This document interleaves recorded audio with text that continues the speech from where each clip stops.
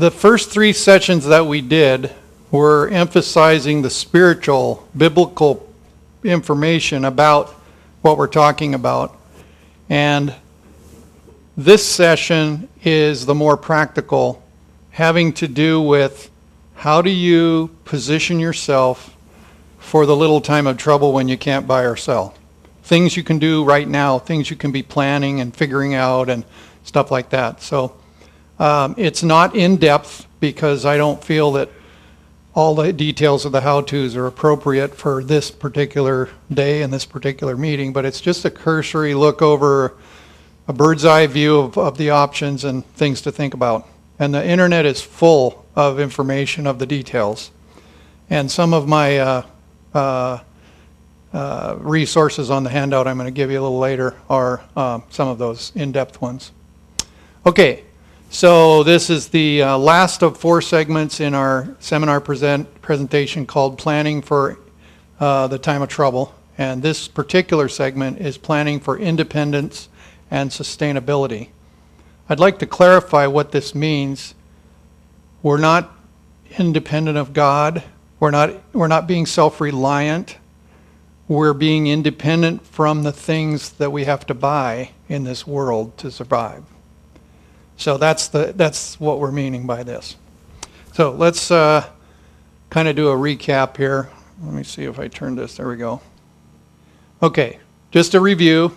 The first meeting we had last week was the spiritual lessons from the time of trouble. That's where we established there are 2 different times of trouble, and each has a different way to approach it. The second one is when you don't prepare at all, you just flee, you don't even grab your coat, and God provides all your needs. He brings ravens to bring you food, He makes sure your bread and your water are sure, and you're completely, totally dependent on God. The other time of trouble is the little time of trouble, which is from the Sunday law to the death decree and the close of probation. And during that time, you will continue to live normal lives, except you're going to be under the umbrella of you can't buy or sell. And so life's going to be very difficult. Your avenues of ministry are going to be more complicated. That's where the statement comes into play that during that time we will do things of ministry that will be a lot harder than we could have done them when times were ease. Like right now we could do outreach real easy. Then it's going to be difficult. So there's an unprecedented time of trouble. There's 2 times of trouble, the little time of trouble and Jacob's time of trouble. The afternoon meeting last week was urban dangers and the end of life as we know it. So that has to do with why the cities are dangerous, why it's important to get positioned so you can sustain yourself when you can't buy or sell. It's impossible to do living in the city. And then we did urban dangers. We learned that life as we know it will change, that there are danger signs all over the place. The worldly people are preparing for the future. They're called preppers, and they're gathering food and they're collecting guns, and they're going to kill anybody that tries to take their stuff. And Christians should approach it completely different. Yes, we'll prepare, but we're preparing more than we need so we can help other people. Instead of chasing them away, we're going to welcome them. And then this morning we did the loud cry. Do you feel like you understand what the loud cry is better now? I have to admit that I understand it better now than I did. And by the way, the last link on the sheet I'm going to give you at the end is Walter Veith. Any of you know who that is? He does a whole thing on the loud cry, and I was checking the links to make sure they worked. And I started watching it, and I'm halfway through, and it's really good. So I would recommend that you watch his loud cry presentation. So we learned that the Sunday law is going to result in the shaking, which is splitting up of the church, our church. The mark of the beast is going to result in no buying and no selling. The latter rain, the Holy Spirit being poured out, will result in the loud cry of us going out and proclaiming the last attempt to save people. The loud cry is the last warning. Sowing seeds now will result in a great harvest then. Thousands will be converted in a day, and God's judgments will come upon the cities.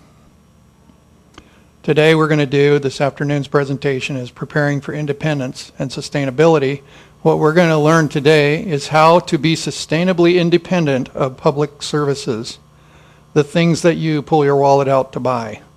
Everything from water to electricity to food to, everything you do. You pull your wallet out. Everything I do, I pull my wallet out for. So we're going to learn about how to pull away from those and get so we're not so dependent, so that when we can't buy or sell, we can still survive comfortably.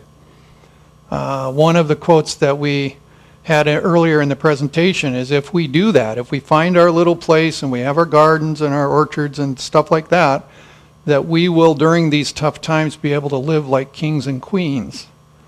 That's a big difference than if you can't buy or sell and you're completely dependent on everybody and everything and you're not prepared. Being situated to be able to reach out to others during the little time of trouble. And I have this handout to give you at the end, which I think you'll really find valuable. Let's pray. Father in heaven, we thank you so much for the opportunity to know what we know and to learn more about the things that you've made available to us to learn. Thank you that this circle of friends has an even deeper level of understanding of what the future holds. Not only do we have the wonderful promises and the warnings in the Bible, but we have these other 3 books that we have been using in this seminar series that help to expand on those principles. Please be with our discussion and our study and our questions and answers at the end today. We pray in Jesus' name. Amen. Okay. Self-help analysis of personal preparedness for when you're not able to buy and sell. Time for a little truth in advertising. We live in Washington State. We have, in our 30 plus years of being married, have built several houses, all of which had a way to heat with alternative energy. It had a way to have a garden. We had water on the property most of the time, or nearby. We were positioned to have a hope of being a little bit self-sufficient. We decided to spend the winters in Arizona, and we bought some years ago for my parents to live in, actually originally, a little house on a golf course, because we thought it was a good investment, because the baby boomers are going to retire, they're going to want to go south, they're going to want to play golf. So we had sold our business, and so we decided to invest in that instead of the stock market, which proved to be a pretty smart move. And then when my parents couldn't do Arizona anymore, we said, well, what are we going to do? We're going to sell the Arizona house or use it. And we were both in the educational system, and so we'd come down Christmas and spring breaks, and pretty much the house wasn't getting used. So we quit our jobs and came to Arizona for the winters, and I teach online so I could continue my career and have the flexibility to travel. So now, the first year we came down, this is our seventh or 8th year. First year we came down, we looked in the rearview mirror and we go, man, we've got this acreage with this big garden, and it took me, I have a riding mower with a 48-inch mower deck, high speed, it takes 2.5 hours to mow the lawn. We had a house sitter in there, long story short. We said, okay, after that first season, we said, we're either going to sell that place and downsize and get something like in Arizona that's maintenance free comparatively, or we're going to forget Arizona and go back out in the country. So we decided, at our age, we like doing Arizona in the winters, why don't we sell the place and downsize? So we did. And the Lord blessed, because we sold it at the peak of the boom, and then we built another house on a golf course, same kind of thing. We can see Mount Rainier, and it's quite nice. But then, a couple of years ago, our daughter and husband Steve said, you got to go to these country living seminars. So we went to Meissner's Sustainable Preparedness Country Living Seminars at Thunderbird Academy, and my wife and I were very convicted that we needed to move back in the country. So almost literally from that day, and that's been, is that 3 years ago? 2 years ago. From that day, I don't think there's a day that's gone by that I haven't been thinking about, praying about, researching, all consuming how to do what we're talking about. And it's really interesting, and I can't wait to get to the next level. And I'll be really honest with you, self-analysis, we're not even close. We still don't live in the country. We have been looking for almost 2 years for the right place to go, and we think we've found it, but the doors open and close, and we trust the Lord completely. We're not in a hurry, but it's a very exciting journey, and we're not there yet. It's like Jim. They bought that 500 acres out in the country, but they're still living in town. I mean, the process is going, but it's hard to be patient. It's really hard to be patient. So anyway, what I would like you to do is do self-reflection like I just described with me. If right now, your life, the way it is, if all of a sudden you could not buy or sell, how much in trouble would you be? And I would venture to guess we would all be in serious trouble. So the purpose of this presentation here is to introduce you to, just on a cursory level, some of the things that you could do to have alternatives to everything that you depend on. And that's our goal for our family, is we want to position ourselves so that we're not going to change our life, we think. Lord may have a different plan. We're not going to change our life. We're still going to have the same conveniences, maybe the same size house, whatever, but we're going to also have an alternative for everything that we buy. So for instance, water. I got a bottle of water, bought it at Costco.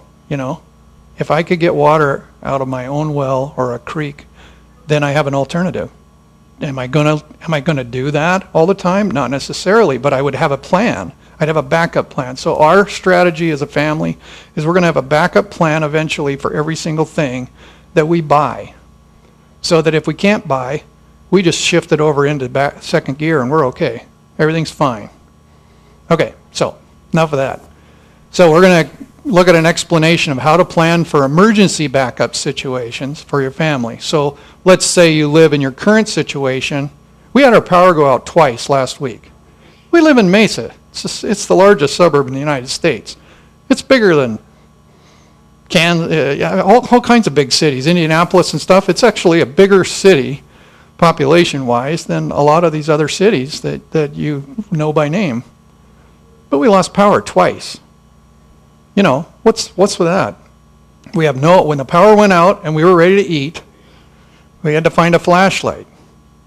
We don't have a lantern. We don't have a gas stove. We don't have nothing. We just sit there, So the one of the elements we're going to look at is, in an emergency, short term, do you have what you need to get by in an emergency? Okay? And how to be sustainable and independent of public services like the utility companies and stuff.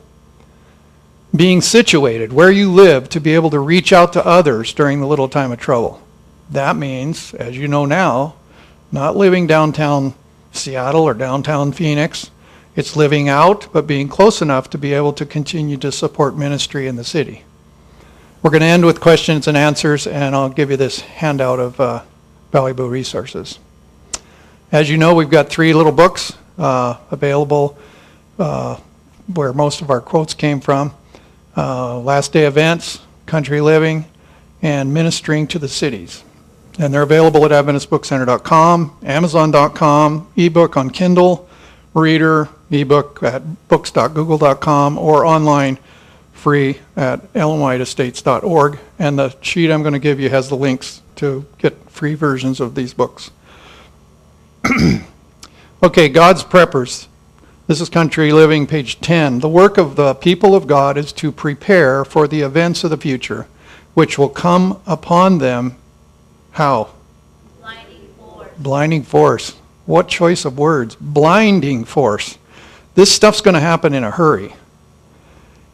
And we must be preparing, it says in page 11, for these issues. Now, remember the chart? I don't know if I've got it right here. There it is. Okay. This is a little different than the one that I handed out to you. We are now prior to the beginning of the little time of trouble. And according to what we researched so far, now is when, actually for the last 100 years, God has said, get out of the cities. Get close enough that you can work them, but don't stay in the cities, okay? Now, when this little time of trouble starts, the chart you had has a line, and at the bottom it says the last chance to get out of the cities, okay?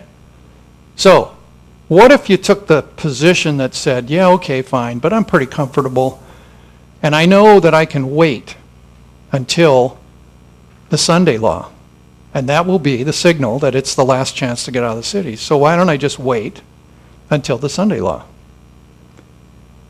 The problem is, if the property that we're looking at is undeveloped, doesn't have a garden, doesn't have any fruit trees, we don't even know for sure how to do that successfully. If you don't go and get positioned and start learning how these things work, then if you have to do it right now, then you're really going to have a hard time. So there's value in not waiting till the last minute. Okay, preparing for the little time of trouble. Right now, would you be able to survive if you could not buy or sell anything? What would you need to do to have a backup for each of these items that you purchase? How many of you know what an EMP is? Have you heard of that before? Okay. Electromagnetic pulse. Here's a urban danger video clip that will tell you about the EMP danger. One factor has contributed more to the utterly dependent state of this nation than any other: electricity. The grid upon which we depend for almost everything is very vulnerable. It is just at the tipping point, is the way that the experts will characterize it. It is very vulnerable to terrorists.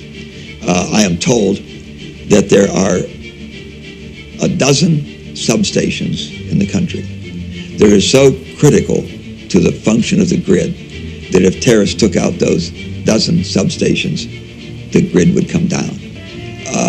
Our power grid is very vulnerable. It is very much on the edge. Our military knows that. This is pretty widely known that our grid is very vulnerable.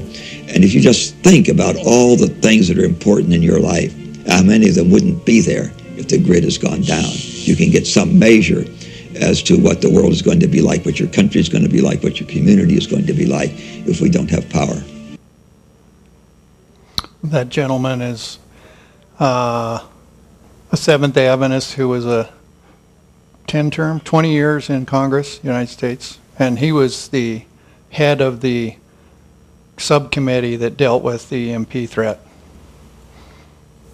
Now this is a piece from National Geographic. Everything that you know today will change when prepping for an HEMP. An HEMP is a high altitude electromagnetic pulse. It's basically an atomic bomb detonated high above the Earth's surface. Launching an HEMP against the United States, it's an easy way to fight. Knock out our grid, destroy our infrastructure and civilization as we know it.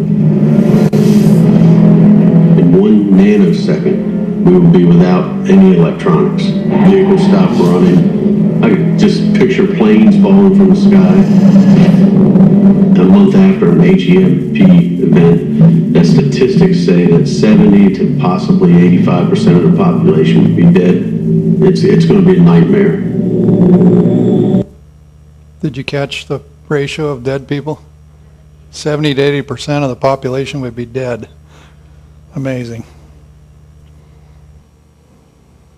Now this is a clip from the Rumors of War video. If you're a radical Muslim, that it is in the idea of the caliphate that you believe that you will find and achieve Islamic dominance over the unbelievers, the establishment of Islamic Sharia law, and ultimately the supremacy of Islam throughout the earth. They really literally believe that they are commanded to install a global caliphate and that they need to move wherever they are operating in that direction. They're quite confident that they'll win.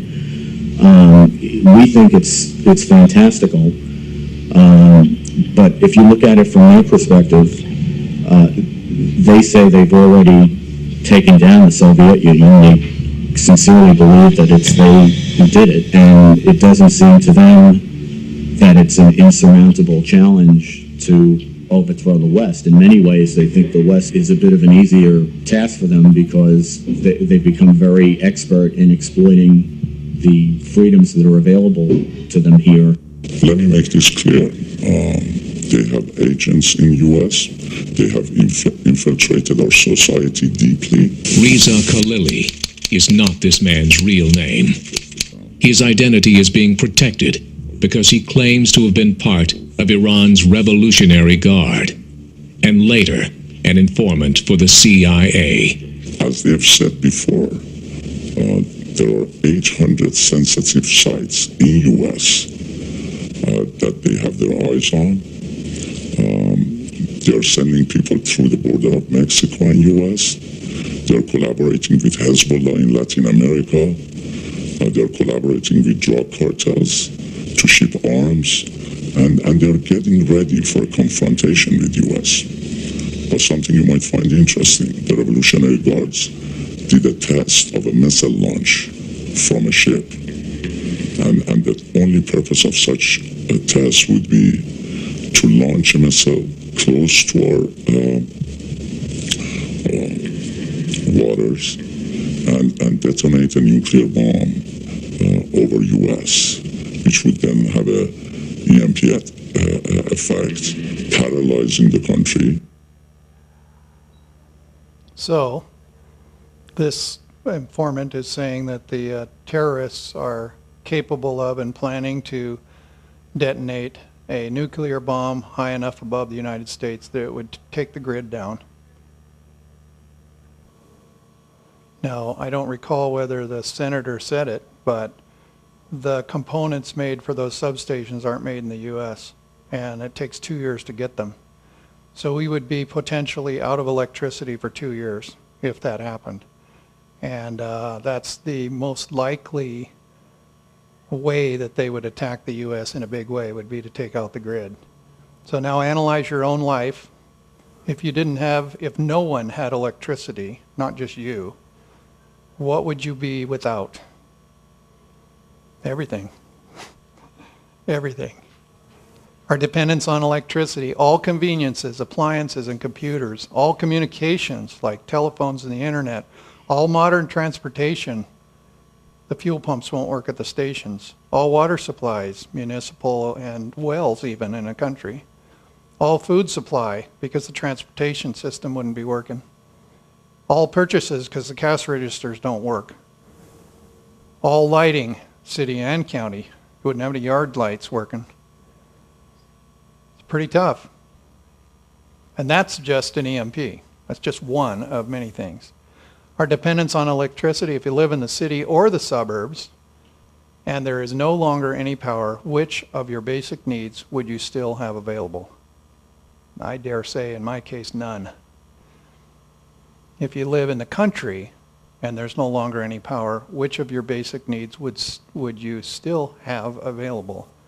Well, that all depends on how much of what we're going to learn today you've done already. Because once the EMP hits, it's too late.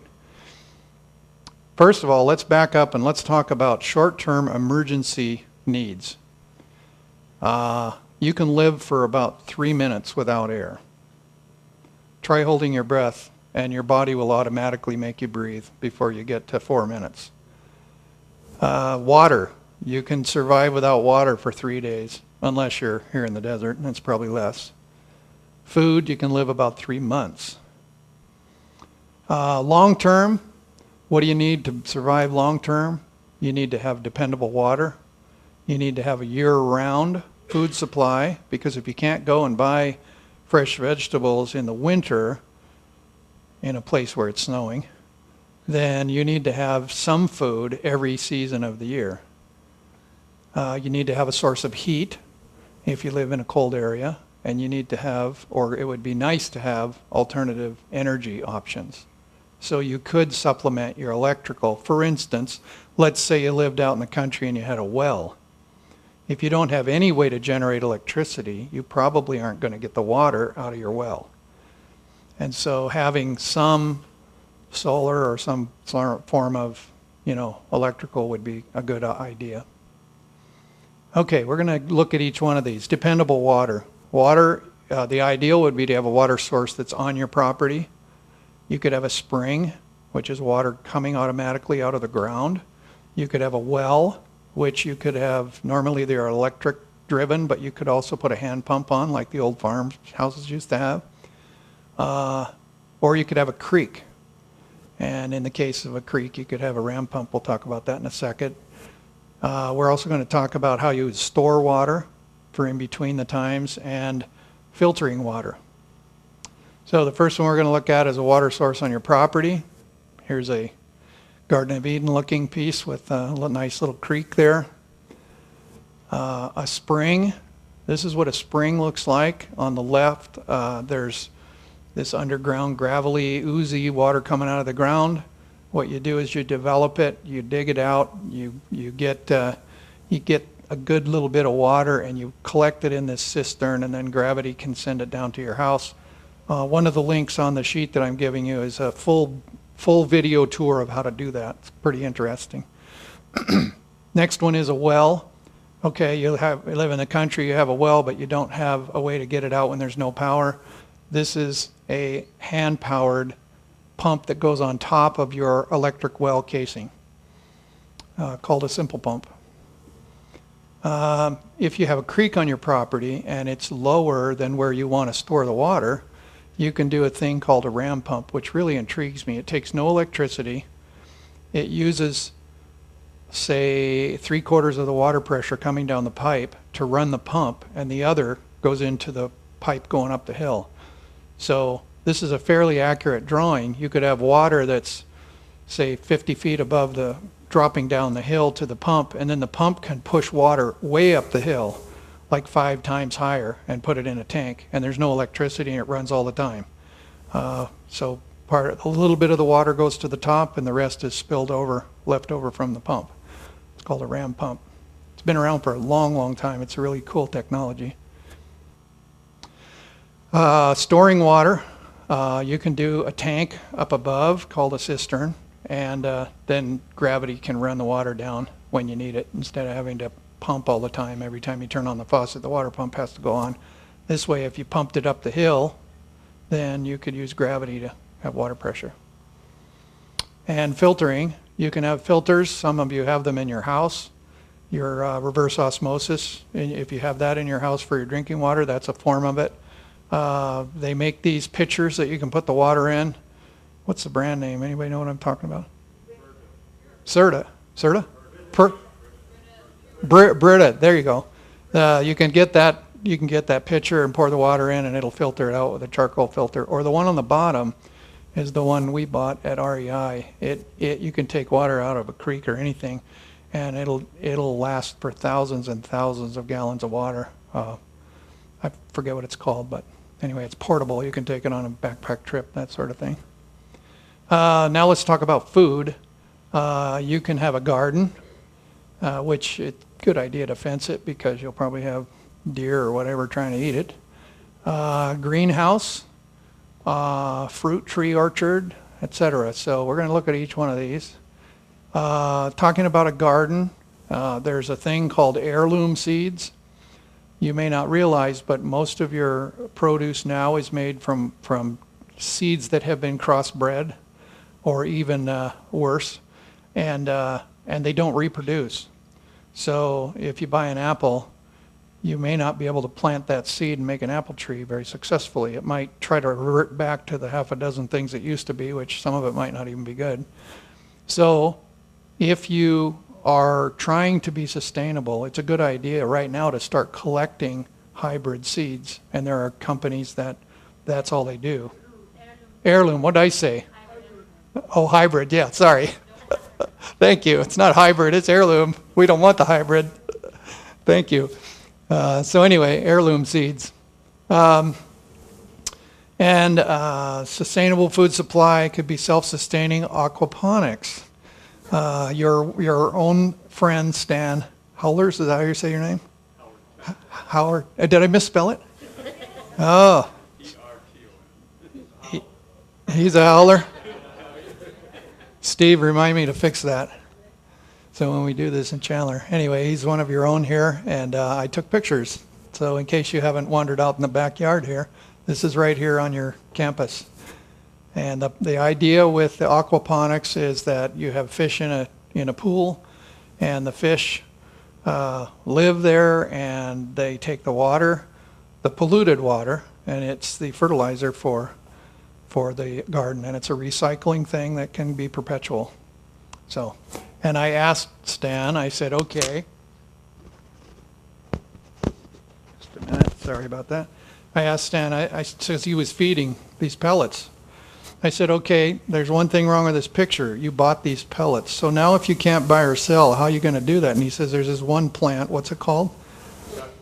Duck plant, that you can plant it and then harvest it and feed it to the fish. And so then you literally do have a self-sustaining garden situation where you don't have to buy anything. So I applaud what you're doing. And by the way, he does this, his idea is to do classes as a ministry from the church. I think that's really awesome.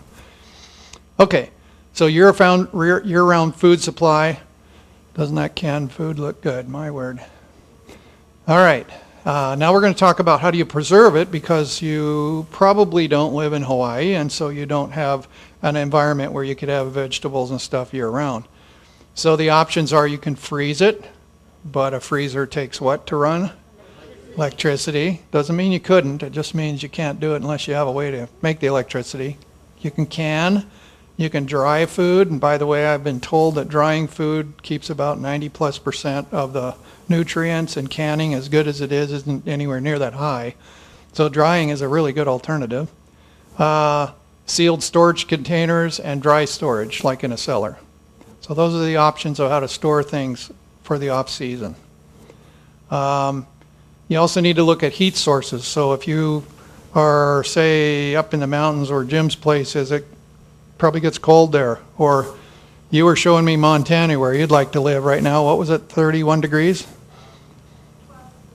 12 this morning, okay? So if you're in an environment where you can do sustainable, and you'll see some of the elements here, that you probably are going to be in a place where it does get chilly. And so there needs to be a heat source. And there are 3 different alternatives: solar, propane, and wood. Now, yes? I should have printed it out, but just this week I saw that there was an article talking about the EPA has done something to the regulations or whatever about the wood burners. Like there's a certain level that they allow, and what the wood burning stove does is higher than what they're allowing. So they're messing with the wood burning.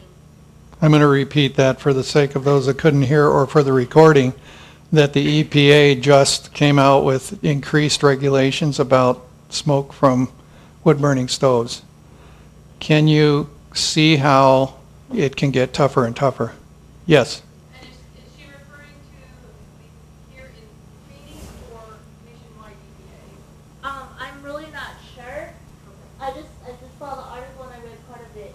The question was, is it nationwide or just Phoenix? It's probably a nationwide thing. EPA is national. Our son lives in eastern Washington State, where if you buy treetop apple juice, it comes from his town of Sela. And it's a pretty little place, sort of like here. They irrigate, so it's really nice, but if they didn't irrigate, it'd be desert. And they're really productive with fruit trees and stuff. But he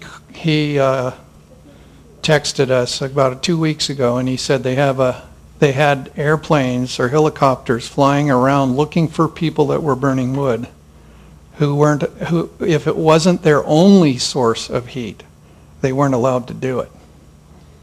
So if you had electric heat and this was your alternative, it's possible they could not let you use it. So I just, I fear where all this is going to end, but at least I'm going to have an alternative. I want to explain why propane is on the list, because that's something you buy. Wood you can get off your property, hopefully, and solar you can get from the sun. But propane is on the list because propane has an indefinite shelf life. So if you had, say, a 1,000-gallon tank on your property, and times got really tough, and you trimmed way down what you were going to use, you could live off of that for a lot of things for many, many years because it isn't going to go bad. I have a car right now in my garage that doesn't run very good this week because the gas is gone bad. Gasoline goes bad really fast, and propane never goes bad, and it can be stored indefinitely, so that's why it's on the list.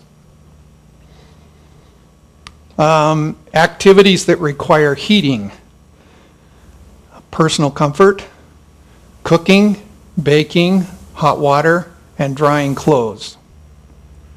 Okay, here's an illustration of solar. This is called passive because there is no system running it. It's just in the design of the house. So if a house is facing the sun with big windows and the other part of the house doesn't, then it's going to get warm without any furnace, without any pump.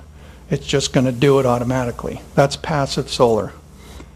This is the second house that we built in Washington, and it was designed with my compass in hand to be a passive solar house. I laid the foundation facing exactly south, which now I've learned isn't exactly the perfect southern exposure, but I didn't know any better. And we had more windows on the front, and we had a solarium, a greenhouse on the front.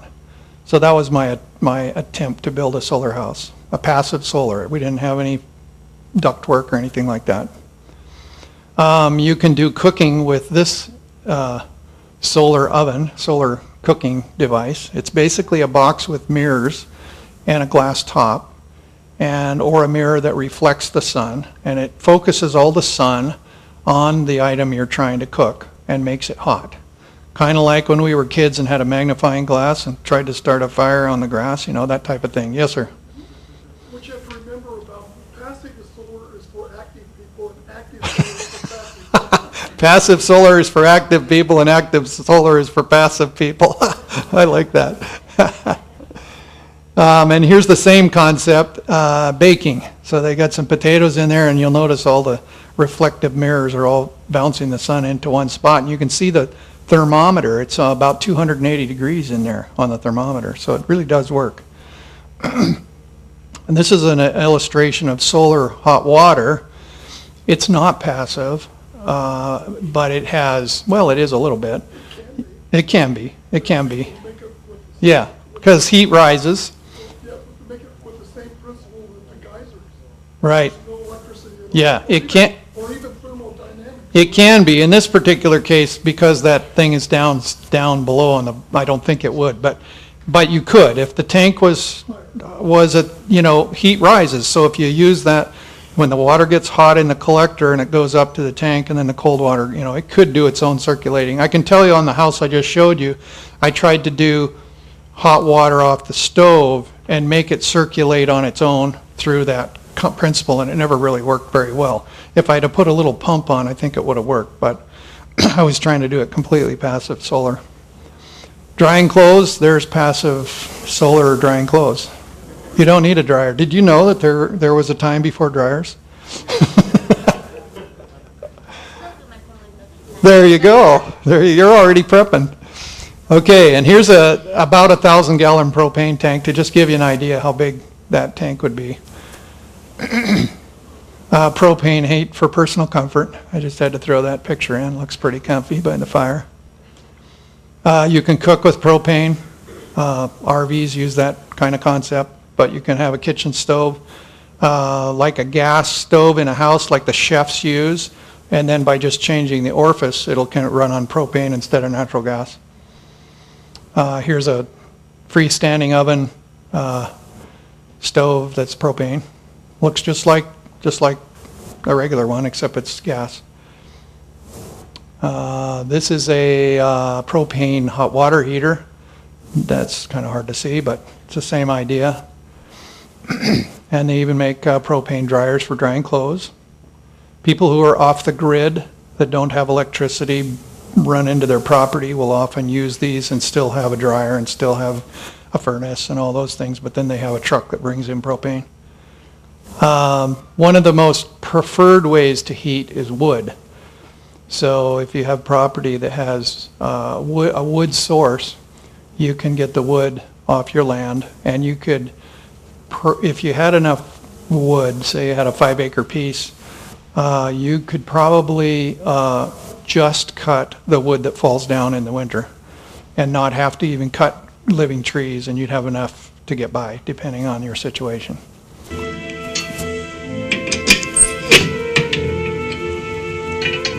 I really like heating with wood. When we left the city years ago, we left the rat race. We moved to the country, to the mountains, because we were wanting to become more independent from the systems of the world. Living in the city was insanity, where we were dependent on everyone else for just about for every basic necessity of life. Out here in the mountains in the country, we have our own independent wood supply in the form of trees. This is wonderful. I really like heating with wood. That's Craig Meisner, who did the country living sustainable preparedness events that were here. Wood heat for cooking. Here's the old-fashioned kitchen wood stove. That particular one has the bread warmer on the top. It has the oven in the bottom, the stove top in the middle, and on the side is a hot water tank. That's pretty conventional for the old-fashioned wood stoves. The problem with the old wood stoves is they had a little tiny firebox, and you had to constantly be putting small pieces of wood in to make them work. And the modern airtight ones are much more efficient, like this one. I wanted you to see all that you can do with your wood cook stove.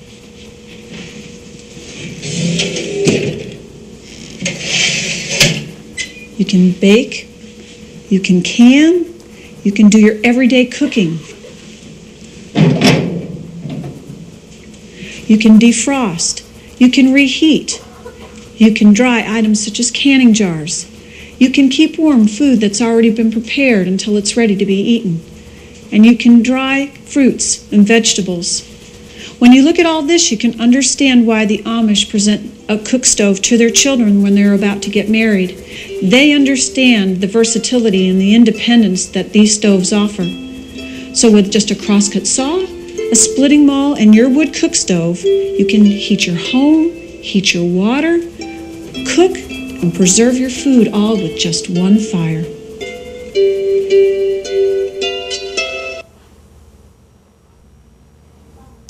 You can also bake. I have been told that the best baked bread comes out of a wood-burning stove. My wife grew up in the country with no electricity when she was real small. Her dad pulled the wires to bring electricity in when she was a little older. They lived in Alberta out on a farm, and she said the baked bread was really amazing, but it's very tricky to bake in the bread in the oven, so you've got to learn how to do it. This illustration shows how you would take heat from the wood stove to do hot water. Basically, you have a loop of pipe going from in the firebox with water in it going into the hot water tank and back and forth, so that the water in the tank would eventually get warm based on the water in the pipes. Here's a clothes dryer next to the stove. So you not only dry fruit, but you can dry your clothes if you don't catch them on fire and burn the cabin down. And this is the Amish airtight stove the lady showed in there. We have one on a crate sitting in our garage waiting for a house. We figured we better buy one while we can still get them, because if the world falls apart all of a sudden, that we won't be able to get these things. So we have one sitting in our garage and can't wait to use it. For backup systems, you could buy an electrical generator. They make them that run on gas and propane and diesel. Gas and diesel are the more common. So that way, if the power goes out and you can fire up the generator, there's a thing on an electrical panel you can add that's a quick disconnect thing that will automatically switch over and start your generator for you. But a generator is not a very sustainable element. It's more of an emergency kind of a thing. Let's talk about electrical options for a second. There's basically 4 common ways that you could generate electricity off of Mother Nature. One is water, that's called hydro. One's solar, that's called photovoltaic. One is wind with a generator, and one is earth called geothermal. Here is micro hydro. So you've got your house and you've got water coming down from the creek. You divert it, you run it through a generator like an alternator on a generator on a car, and it creates electricity. And this is what the Pelton wheel pump looks like. The water comes in, it's got these little cups and it spins it around and runs this little generator like on your car and makes electricity. That's the theory. Of course, it only works if you have a creek, and it only works if the creek's going downhill. Solar, photovoltaic. Those are your regular electric solar panels that you see on people's houses. And if you have technical questions about it, my son-in-law Steve's an electrical engineer. He can explain the physics to you, but it does work. And here's an example. You've got the sun. It hits the solar panels. The solar panels generate, each panel generates a little tiny bit of electricity. All together it goes down through and it runs your lights or whatever. And if you put it into batteries, you can make it work when you're not, when the sun's not out. Some people here in the valley, they put it on their house, and then they have a two-way meter where they don't have any batteries, and with the excess they sell it back to the power company, and the power company by law is required to buy it. This is the wind generator. Looks like the propeller on a plane. It sits up on a pole. It runs on the very same principle as the wing on a plane. And here it's turning around and it's creating electricity just like the generator on your car, and then goes down and does your house just like the solar. Geothermal is a less common one, but if you have, it's the principle that underground is warmer than up above.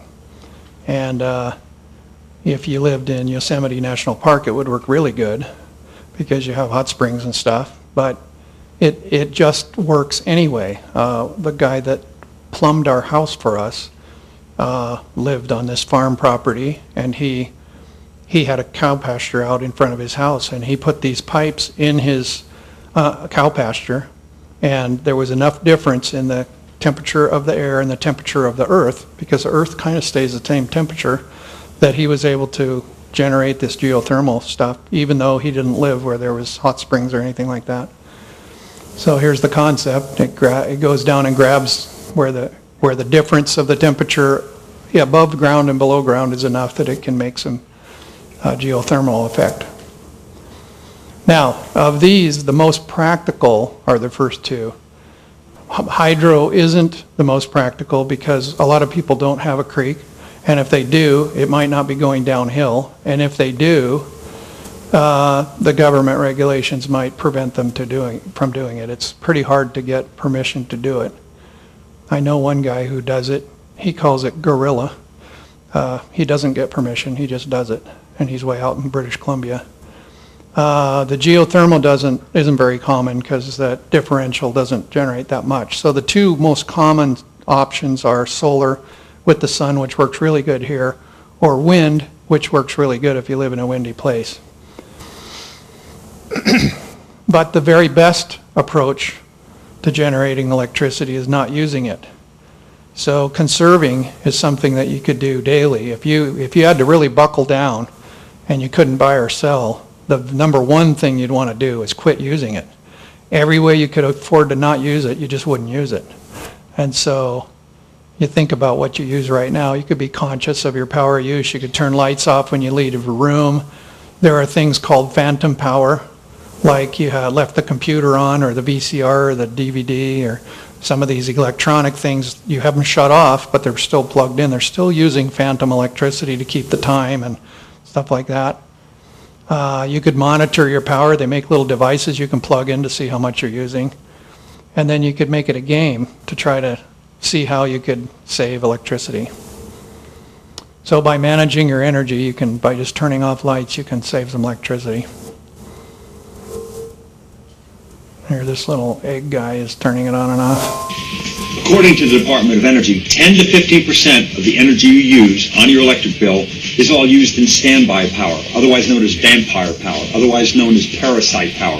What I mean by that, wasted power that's sucking your energy bill and not getting any positive effect.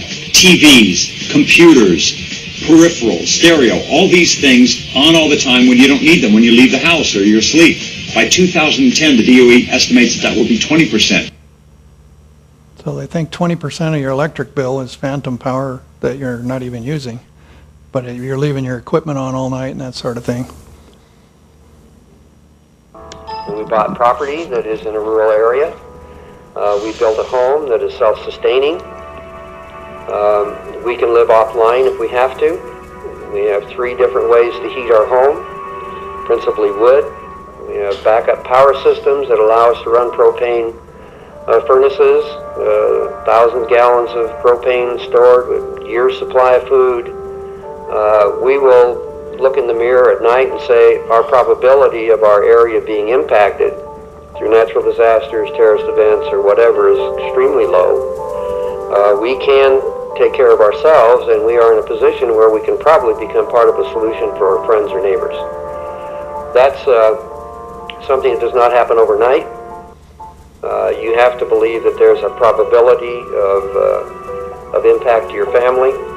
But it's nice living in a community where people are predominantly self-sufficient and that are relatively independent. And when something goes wrong, they don't go running to the government saying, where's the government and why aren't they solving my problems for them? When have you heard that before? Now I'm going to end our seminar series with telling you about some really great resources, and they're all listed on the sheet that you're going to have. Is there this young lady right here in the back? Would you like to pass out the sheets? Would you like to be our usher? It's over in that blue bag next to Pastor Taylor. Those sheets that are sticking out. If you could give one of those to each person, I would appreciate it. Mountain Media Ministries is the Meitzner's, and they have a great DVD on springhead development. They have one on gardening and tree planting. They have several on that subject. They have one on wood cooking with stoves. We saw part of that clip. And they have one about the kind of tools that are useful for living in the country. We've bought everything they've made, and you can buy it as a bundle, and we have found it really, really interesting. We spent probably the better part of a year of our spare time looking at that stuff. They really did a good job. Another thing that we really recommend is called Country Living University. You saw a little bit of that clip with David Westbrook. Country Living University is an online collaboration of people that are trying to make the move, and they have resources. It's a one-time subscription for a few $100s, and then you're in the membership of the university for life. They've got a huge library of video resources on all kinds of subjects having to do with this. Why to move into the country. They interview people that are experts, and they talk about how to afford to do this kind of thing and financing, how to make a living living in the country, and pitfalls to avoid. So we found that really interesting. They have every other week they have a call-in phone conference call. I just got an email yesterday that there's one this Sunday at noon Pacific time, and people that are in this community of Country Living University can call in, and they'll listen, and Dave will start with prayer, and he'll tell about something that's going on, and then they just open it up for questions, and some lady from New Zealand will hop on and say, well, we just put an outhouse on our property, and blah blah blah blah blah, and then somebody else will ask a question about Oregon, and somebody's in Tennessee, and it gets pretty cool just to listen, and they'll help you through the tough stuff. Country Living University has on-demand video training modules. They have webinars. The last webinar they had was a guy that does commercial greenhouse gardening, and he talked about soil preparations. My wife was particularly interested in that. And then I just mentioned the live coaching calls on every other Sunday. Some other learning resources is Sustainable Preparedness Expo. This is the Meitzner family again, but these are actual expos. They had one in Tennessee. They had one in Spokane, Washington. I don't know where all they've had them. California, I guess. But they have this. They have presenters like myself. I didn't do it, but this kind of a thing where they'll have a workshop for an hour, and then they'll have 3 or 4 of those at once, and they'll have a keynote speaker like the senator, you know, would come and talk about EMPs, and then they have all these exhibits, people that are vendors selling their wares, and so there's all kinds of cool stuff to look at. And there was a whole section of medical missionary kind of stuff, because it's not just people in this circle that come to these things. There's a lot of preppers that came to those things. It was in the convention center at Spokane, to give you an idea. They do a really good job. Another resource is the family camp at You Can Survive. That's the Jerry Franklin gentleman that came to your church from British Columbia. They do an annual, I think it's a 10-day, maybe 7-day country living event. It's free. You can go up there and they'll teach you everything from building campfires to building a log cabin. On their ranch, they do food harvesting, cooking with a wood stove, firewood preparation, cabin building, practical skills, and preparing for the end times. There's also a bunch of videos that are resources. One of the pieces I showed you was Urban Dangers. That's a really good one. It's about an hour and a half long, a movie. Another one that's similar is American Cities. I recommend both of them. This is Jerry Franklin's, one of his pieces.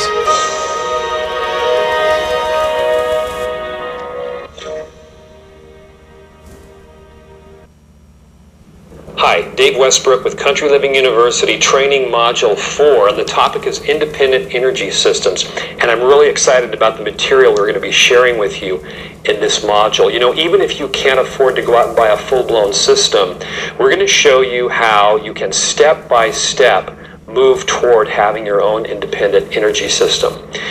Now, we're going to handle things a little bit differently in this module.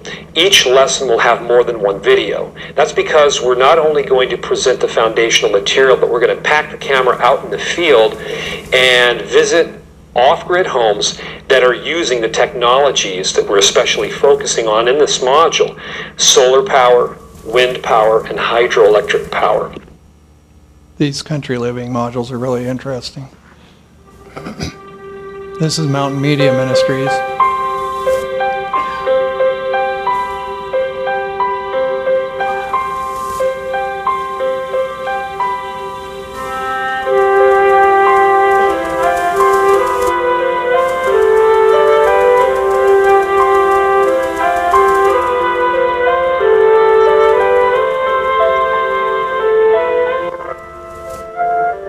Demonstrate a little bit of divine wisdom that God has given to his children at the end of time in these trees. And this is a tree that was planted, what we call the Ellen White method. She was given this method in a dream. This is really interesting. I don't know if you knew, but Ellen White was living in a place, I think it was maybe Australia, and it had really bad soil, and they wanted to plant trees and weren't being very successful, and she was given a vision of how to do it. And this gentleman shows you that tree on his right, your left, was planted at the same time as the one on the other side. The other side was planted by the U.S. Forest Service recommendation, and this other was planted by that other method, and it's way bigger. So this is a step-by-step through the process of how to plant a fruit tree God's way. Pretty cool. I can't wait to get a piece of ground and try it.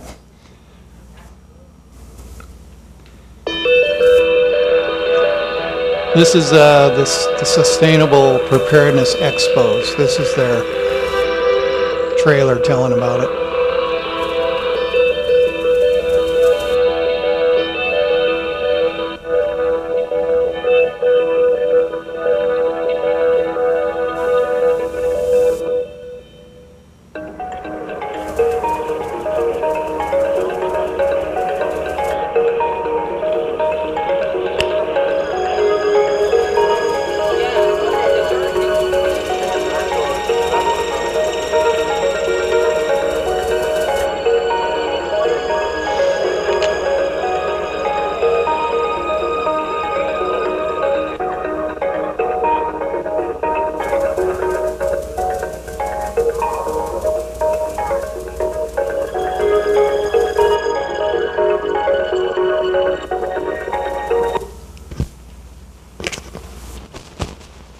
sorry, I bumped it.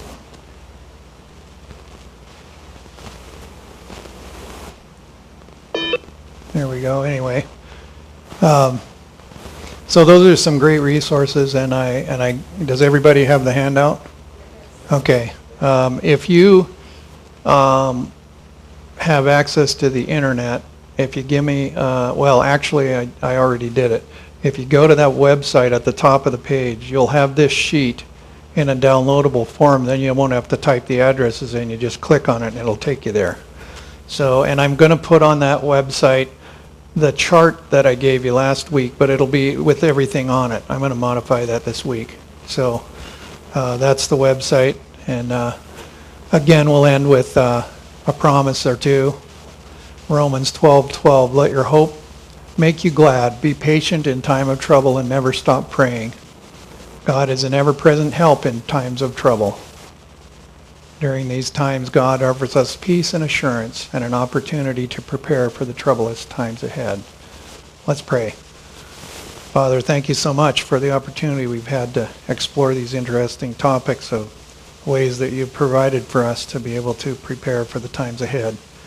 Please bless all these people in a special way for their interest in the end times and their interest in following your recommendations, and help us to all trust you now and into the future. In Jesus' name, amen.